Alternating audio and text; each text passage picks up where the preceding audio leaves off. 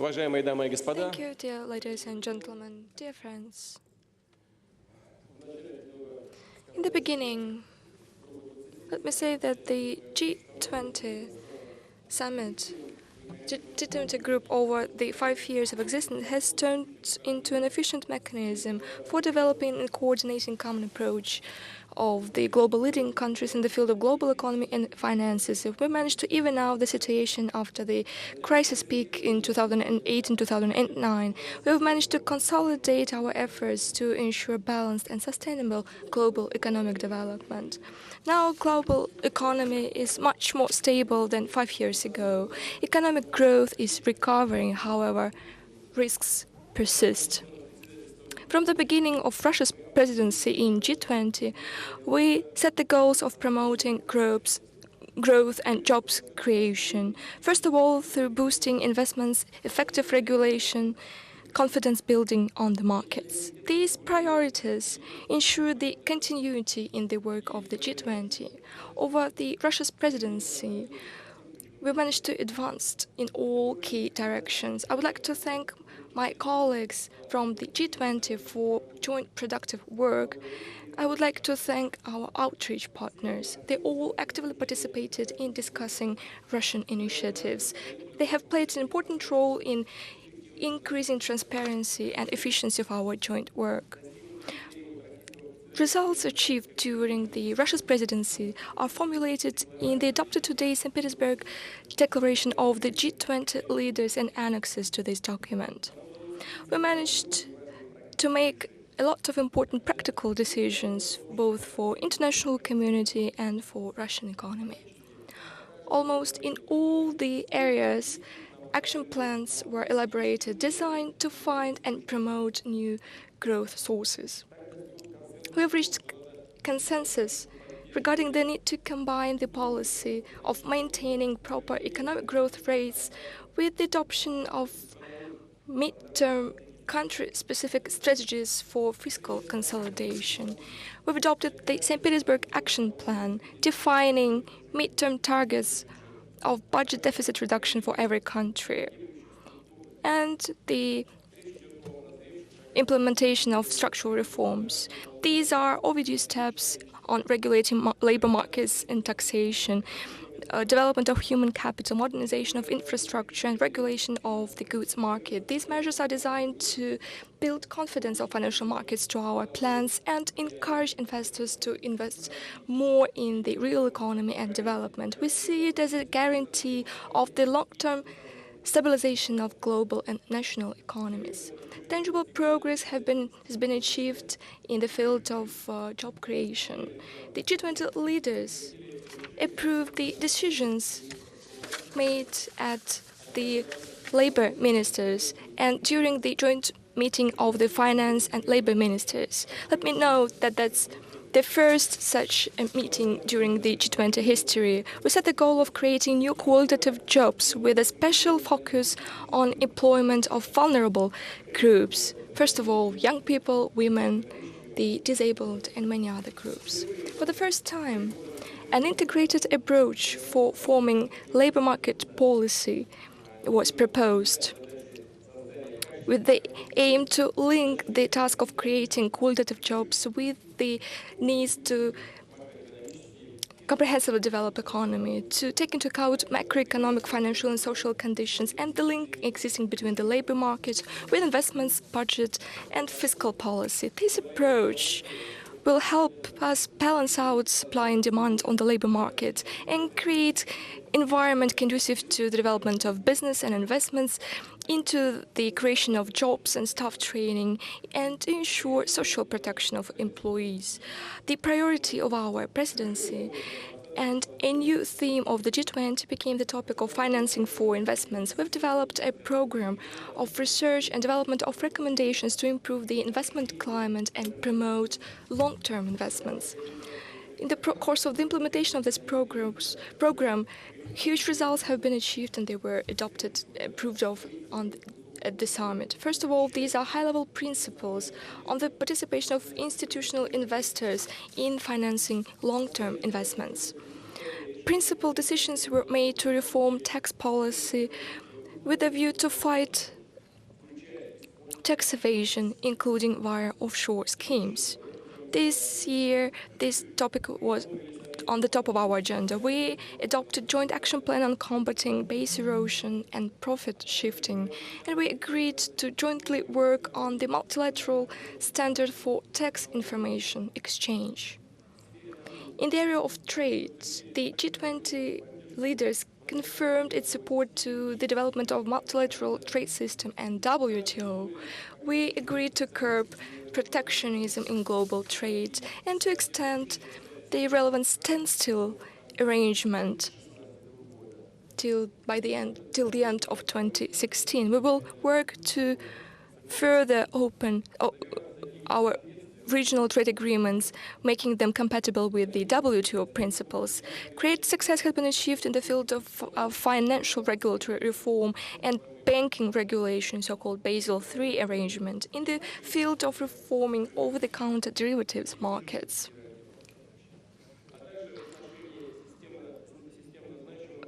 And measures were taken with respect to systemically important financial institutions.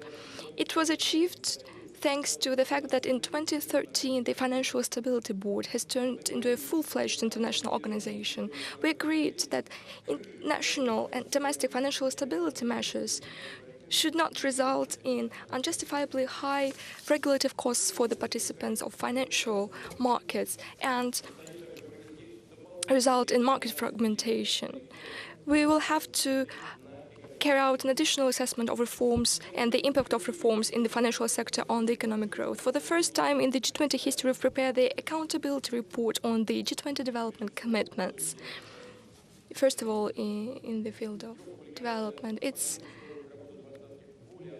publication will make the G20 work more open with the help of mass media, with the societies of the G20. It will be clear what the G20 is involved in. It will help spread the positive experience of cooperation, first of all with the countries with low income.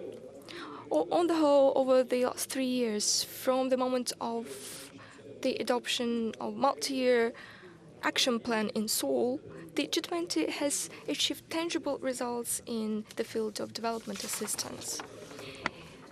The St. Petersburg Outlook for Development has been adopted, setting out 5 priorities for further work of the G20 in the field of assisting low-income countries, providing for ensuring food security, greater financial inclusion, higher financial literacy, creation of modern infrastructure, including the energy infrastructure, the development of human capital, and mobilization of domestic resources in the developing countries. In the field of energy sector, we've confirmed a number of very important principles. First of all, they need to ensure transparency and predictability of energy and commodity markets. Secondly, to promote so-called green growth and support the efforts of the international community in the field of fighting climate changes. Thirdly, to uphold measures in the field of best practice exchanges on regulating the energy sector. Another important topic for the G20 is fight against corruption. This year we've outlined the working strategy in this area, and at the summit a number of initiatives has been adopted, including regarding the anti-corruption plan of the G20 proposed by Russia.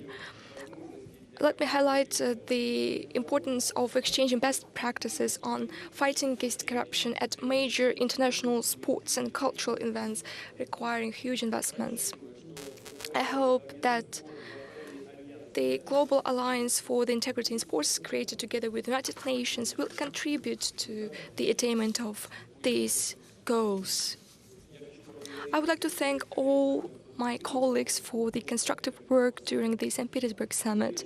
I believe that the decisions taken by us will be consistently implemented, and the G20 will be an example of efficient cooperation, interaction between the partners. It will contribute to ensuring stability and sustainable development of the global economy and increasing living standards for people. Dear ladies and gentlemen, on the sidelines of the G20 summit, we held a traditional BRICS summit. It helped us to compare our points of view regarding the wide range of issues of global economic development, to discuss the interaction within the 5 states. The importance of our association in the global economy is growing. Today, it is the largest market of the world, with 40% of the population amounting to 2.9 billion people. BRICS countries account for 17% of global trade and almost a third of the global GDP. For Russia, the work within the BRICS format is one of the priorities in its foreign policy. We would like to thank our colleagues for substantial contribution to the agenda of our presidency. The ideas put forth by them, together with concrete proposals, have been taken into account in the course of the preparation of the St. Petersburg Action Plan and many other documents. Another important area of the work within G20 is the IMF reform. We believe that the process of the quota redistribution in the IMF towards the developing countries should be completed as soon as possible. We thoroughly analyzed the course of the BRICS Development Bank development. As of today, we've agreed in terms of the bank composition, which will be 5 BRICS states. We agreed on the size of the initial subscribed capital that would amount to $50 billion. The decision-making procedure has been coordinated with regards to the basic decisions of the bank, which will be made based on consensus. We discussed the issues of the creation of contingency reserve arrangement. Our monetary authorities reached an initial preliminary agreement on the quota distribution. Russia will participate in the work of the CR, investing $18 billion, and its total size will reach $100 billion. These measures will strengthen the sustainability of the global financial system, which is not always predictable and depends too much on the state of affairs of just few issuers and a number of reserve currencies. We asked our finance ministers to continue this work and report back on its results in Brazil next year. In the conclusion, I would like to thank our partners for joint productive work. I believe that these negotiations will contribute to further deepening cooperation within the BRICS format. Dear ladies and gentlemen, I would like to thank you for your attention. Now I'm happy to answer your questions. Let's build our work in the following way. Let's ask only substantial issues, and let's be brief because it's too late. We've been working from morning till night, so please, now the floor is yours. Grozny, let's begin with you.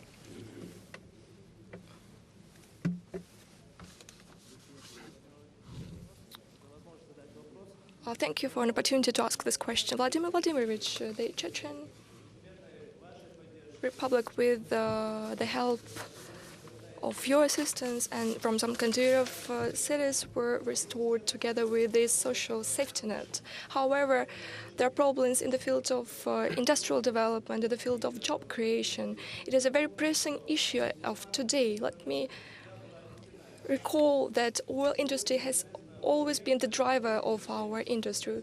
However, right now the construction of oil refineries has been hindered. Could you assist to the restoration of the oil refinery production as a president? That's the first question. And the second question, do you think the second question is actually not regarding today's topic? Well, do you think that the first question is regarding the topic of this summit? Well, nevertheless, I would like to tell you the following. Grozny, in the Second World War, in the Caucasus, the battles were made for Grozny. Together with other peoples, we protected our fronts. Over all these years, we hope that we will get the title of the City of Honor, but it hasn't happened. Vladimir Vladimirovich, please, could you have an impact on the situation so that the candidature of Grozny could be considered for the nomination? Let me start with the second question. Of course, Chechens had suffered from repressions, and during the Second patriotic World War, they did a lot to defend their country. They show themselves as valiant warriors, and there are a lot of documents confirming that. It is a heroic people, and such were their actions, heroic actions, when our country was at war. I will not decide on this issue personally, but I will instruct to put this question in the relevant structures, and I would like to thank you for that intentions. As for the oil refinery, well, in order to make it in line with G20 topics, we have discussed energy topics, but this is a very specific question. We should have considered economic benefits. Of course, if such oil refinery will be built, it means job creations, it means many benefits. We will come back to that issue, and the relevant instructions will be formulated both to Ministry of Energy and Ministry of Natural Resources. The economic benefits of a specific projects are what matter most. The girl over there, please. Yes, please. Vladimir Vladimirovich, it will not be an overstatement to say that this summit was overshadowed by Syria, while at the economic issues, leaders found mutually acceptable solutions. As we know, the issue of Syria was quite divisive, almost half by half. The opinions divided. How this issue can affect economic and political decisions that will be taken in the future. You know, everything that concerns the Middle East developments affects global economy in a most direct manner, because it provides the global economy with energy resources.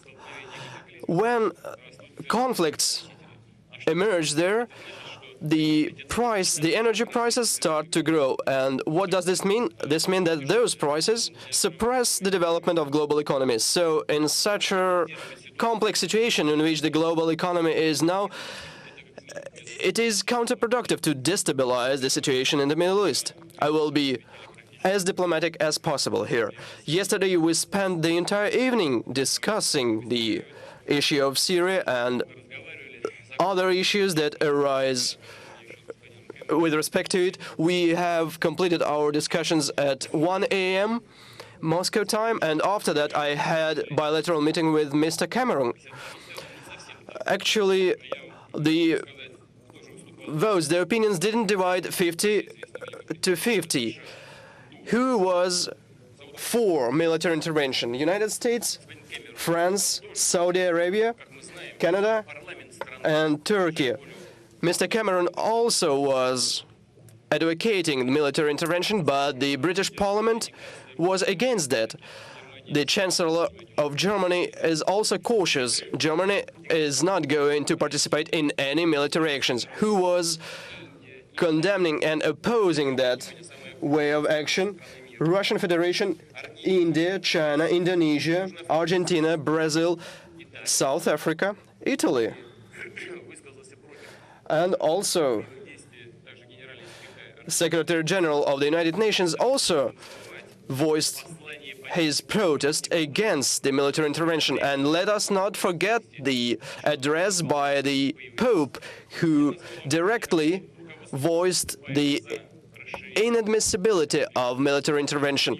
I already named you the leaders of the states who are advocating military intervention, but I can assure you that the majority of the population in those countries are on our side. They are against expansion of military activities.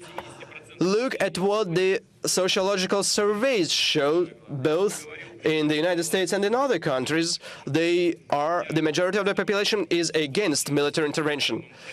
Everything that happened with the use of chemistry chemical weapons. It is all provocation on the part of the militants who are expecting to get aid, to get support from outside, from those countries who support them. This is first. Second, application of force towards sovereign state is possible only in case if self-defense is involved, but Syria doesn't threat the United States. And second, by the mandate of the United Nations. As it was said yesterday by one of the participants of our discussion, those who do that violate the law. Those who act unilaterally violate the law. Izvestia newspaper. What relation do you have to the United States? I thought that you are from the United States. No, I'm not. My question is, did you manage to meet with Barack Obama, probably passing by in an informal situation? Many journalists are of opinion that there are certain differences in foreign policy between the United States and Russia, but actually these differences are affected by the fact that your personal relations between you and Barack Obama are not that bad. How can you characterize your relationship with Barack Obama? We actually met with Mr. Obama not on feet, but on other part of the body. We were sitting. The conversation lasted for probably 20 minutes. It was a very friendly conversation. We stick to our guns. Everybody remained with his position. We understand each other. We listen to each other.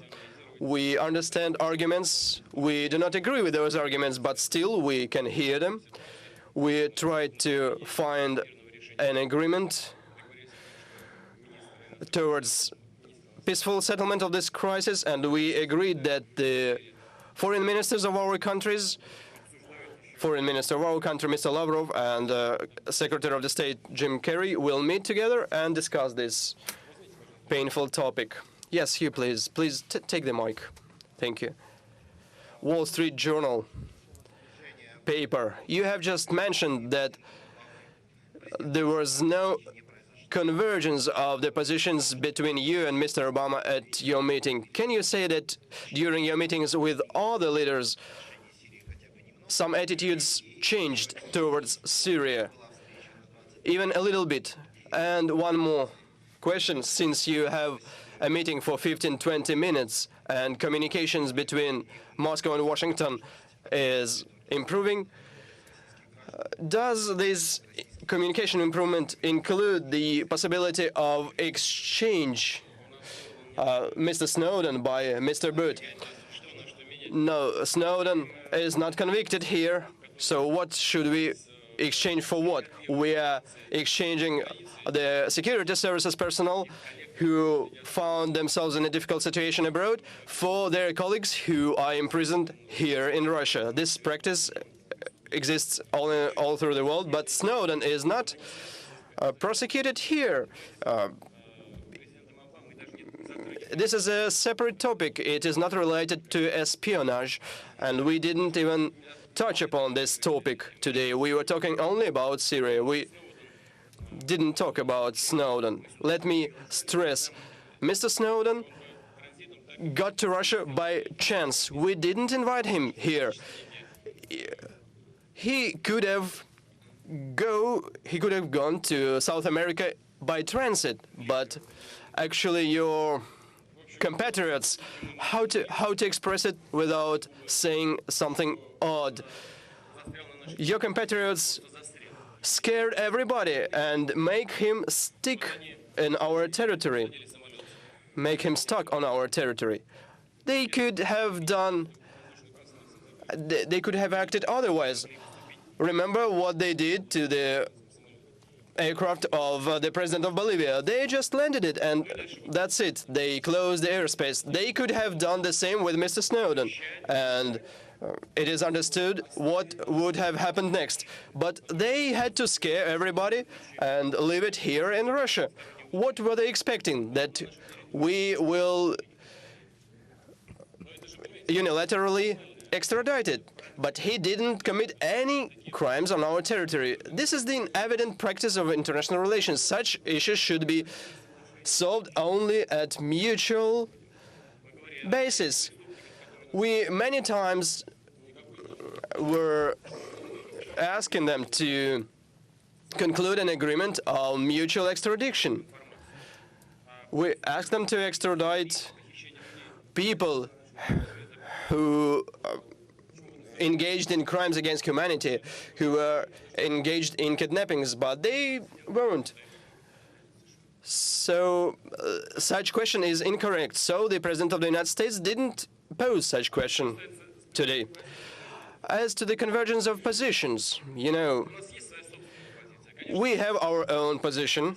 Of course, we hold consultations with everybody, and the fact that yesterday in the evening, Prime Minister of India stated that he is totally against any military actions. It was unexpected. The position of Indonesian president was also unexpected. It is the largest Islamic country in the world. President of Brazil also was totally against. The president of South Africa said a very important thing, not only with respect to Syria, but with respect to the world order. He says that the small countries in the global world, in today's world, are feeling increasingly vulnerable, increasingly not protected. And there is an impression that any superpower can apply force to them. This is their impression. This is how they feel. And he's right. This is the international practice. Just try to dissuade North Koreans to cancel their nuclear program. But they will answer you. Together we will be hit and will be exterminated tomorrow. So in order to prevent the spread of the destruction, the weapons of mass destruction, we need to comply with we need to abide by the rules of international law. First of all, let's move to the other side. Good afternoon, Vladimir Vladimirovich, News Arabic. Let me get back to the Syrian topic. I couldn't quite hear you. Which topic? Let me get back to the Syrian problem. What do you think are the possible implications of the potential strike by the US in the Middle East, and especially implications in such countries as Egypt, where new authorities declare their fight against terrorists? And how do you assess the situation in Egypt now? Thank you. It is a difficult question. What was the beginning in Egypt, and where are they now? Everything started with the ousting of President Mubarak and legalization of Muslim brothers. Now they are underground, and now the martial law is again there. We are very concerned about the situation in Egypt. Egypt is a friendly nation to us, and it has been the friendly nation to us for many years. But for many countries, and especially for the region, Egypt is a key Arab country, and lack of stabilization there is extremely dangerous, not only for Egypt itself, but for the region, for the entire region. If Egypt is weak, then the situation will be unpredictable. There is no understanding on where the development will lead to. Now the military are making attempts to fight terrorist threats, which is especially dangerous in Sinai Peninsula. The fact that terrorism is on the rise on Sinai Peninsula is dangerous not only for Israel, but for Egypt itself, because it gives it gives Israel a legal instrument, legal tools to secure their security. And what will it lead to? Israel will say, we have to and we will ensure our security and will conduct relevant operations. And if it happens, it will lead to the strong destabilization of the entire region. So we wish Egypt people to obtain stability as soon as possible. We will support them as much as we can, and we will cooperate with any legitimate government there. Thank you. Yes, please, over there, please. Vladimir Vladimirovich, thank you for the opportunity to ask a question. I am the editor of Society and Environment newspaper, and I'm looking at the economy from the perspective of an environmentalist. G20 summit is a very important, both from substance point of view and from the form, an important event both for the entire world and for Russia itself. I would like to ask you a strategic question. A lot has been said on the summit regarding economy, regarding finance, regarding money, but little is said about environment, about information policies, about social justice, about world visions. But it was your decree that declared the 2013 as a year of environment.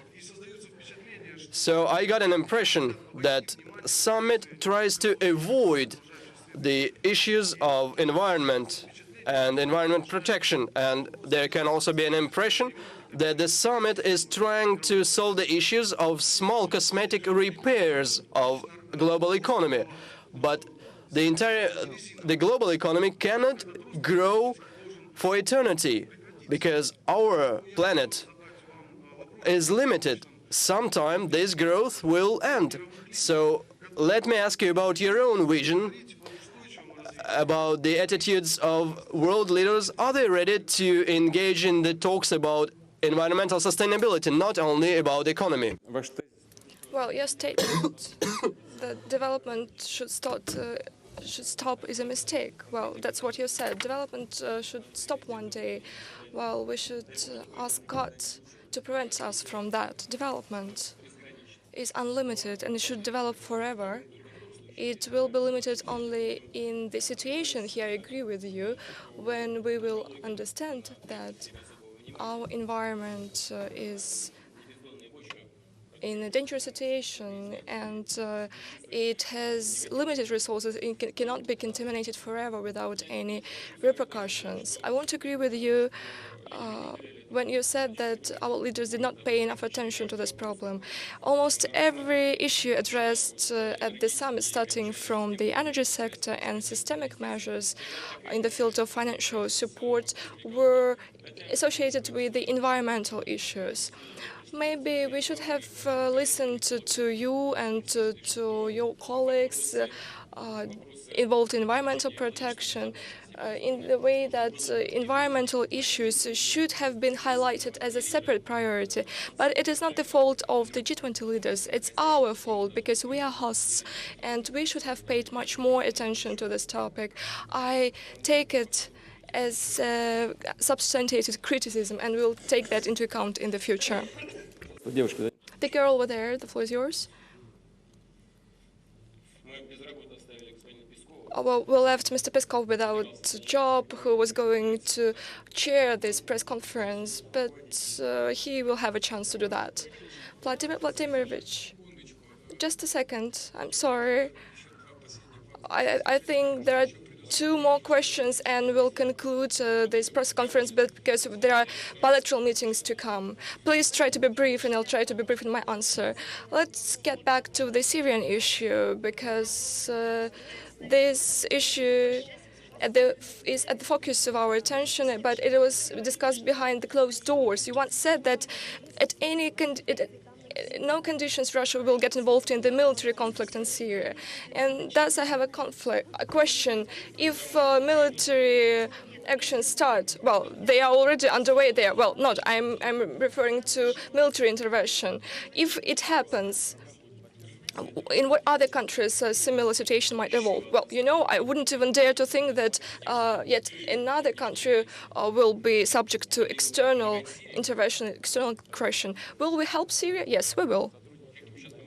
And we keep doing it right now. We are supplying arms. We are cooperating in the area of economy. And hopefully we will cooperate more on humanitarian issues, including humanitarian assistance and giving support to the civilians who are in a very dire situation right now. Now, the last question, please. Have you got sick? Have you got sick? You keep coughing here. Well, you know, no. That's the result from my trip around the Far East. It's the fault of the ACs in the aircraft. So now it is the last question. Of course. So, okay, 2 more questions. I'm from Greenpeace of Russia, Civil 20. The question regarding green economy and environmental protection. Taking into account the decision to consolidate budgets, what impact will have on our tax policy, including regarding the provision of benefits for offshore companies with a view of high risks of the fact that the investments will not be paid back and the harms for the environment are great. Well, we still have benefits for the offshore operations. In the 3rd reading, additional benefits will be adopted amounting to around $2 billion a year. Well, you know, these are very investment-intensive projects with an unknown final result because the geological survey should be carried out, then preparatory works. Even at this stage, these works are carried out in remote regions with the use of advanced technologies far from the shore and in deep waters, which makes the projects very expensive. That's why without any public support, at least at the initial stage, in the form of benefits and subsidies, this work will not have been carried out ever. Regarding the environmental aspect of this problem, we can say that we will not permit the implementation of any projects that are not thoroughly assessed from the environmental point of view. It is unacceptable on our territory, particularly in the far north, where environmental conditions are very vulnerable. Now we are going to ask the last question. Dost telechannel. I wanted to ask you about the international relations with regards to Belarus. Ural-Kali case, Baumgartner, and the arrest in absentia of Suleiman Karimov. We always compare ourselves to the West, to the United States, and one could hardly imagine such a situation when Director General of Coca-Cola is arrested and authorities keep silent and they are not responding to the situation. What is the reason of your silence? Because you haven't mentioned these cases at all. Have you talked to Lukashenko on this issue? What was his response? Well, I didn't talk to Lukashenko about that, and the silence has to do with the fact that we want to address this issue and not to bring it to the stalemate. It's easy to do when rhetoric is raised, but the problem is to be addressed. Vivian Nunes, Voice of Russia in London. You met with David Cameron very late. Я послушаю лучше, чтобы был точный перевод. You met with David Cameron very late last. Okay. Vivian Nunes, Voice of Russia in London. You met with the British Prime Minister very late last night. How would you characterise your relationship with David Cameron, and are there any problems or obstacles, or what would you say? Нет. Ну, у нас есть разное понимание ситуации. Well, there is a difference in opinions with regard to the situation evolving in Syria. That's well known. But we also highly value the independent importance of British-Russian relations. Our mutual trade is growing, and it keeps growing further. It is an upward trend. Our relations with Great Britain are very special from the political point of view because both Russia and Great Britain are permanent members of the UN Security Council.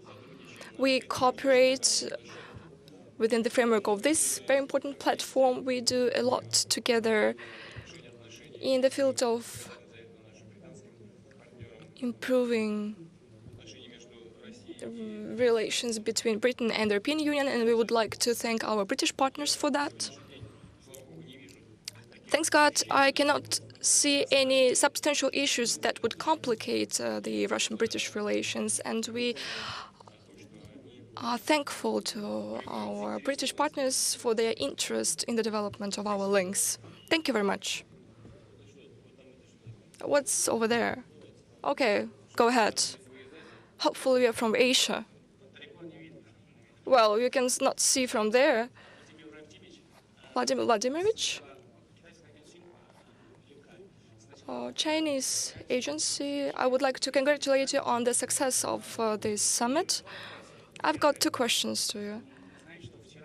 The first question is that I know that yesterday you met with the chairman of China and signed a number of documents in the field of cooperation. Both sides showed their preparedness to develop this cooperation further. How are you going to strengthen Russian-Chinese links? The second question is that we know that over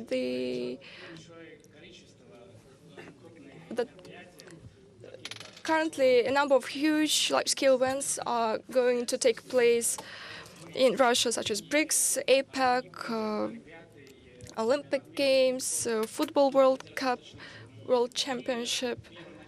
What are the initial intentions to host such major events, international events? I didn't get your question. What is the question? What are the reasons behind hosting such large-scale international events? Well, the first question regarding Russian-Chinese relations. Indeed, China is our strategic partner in substance, which is could be characterized not by the amount of our mutual trade. Today, China is #1 trade economic partner for Russia, with the volume of mutual trade amounting to $57.5 million, the highest compared to other countries, an unprecedented figure for bilateral relations. But it is not the limit to our relations. We develop our cooperation in the field of high technologies. We are undertaking the first steps of cooperation in the field of airspace interaction, aircraft building, wide-bodied aircraft construction. We agreed on our cooperation in the field of agriculture, nuclear power. I'm pleased to note that our Chinese friends trust Russian experience in this area. They trust our developments. 2 power units of Taiwan power plant are in operation. The third and the fourth ones are to be prepared, and maybe we would continue this cooperation. We are extremely interested in that. We believe that this area of cooperation in the energy sector, in the area of high technology, is very important for us. And finally, hydrocarbons. You know that we've got huge plans here. Gazprom is planning to supply gas, LNG, to China. For the first time, we let our Chinese partners develop one of our huge fields. Together with Novatech, it will explore Yamal field, gas field. So our work is on the rise.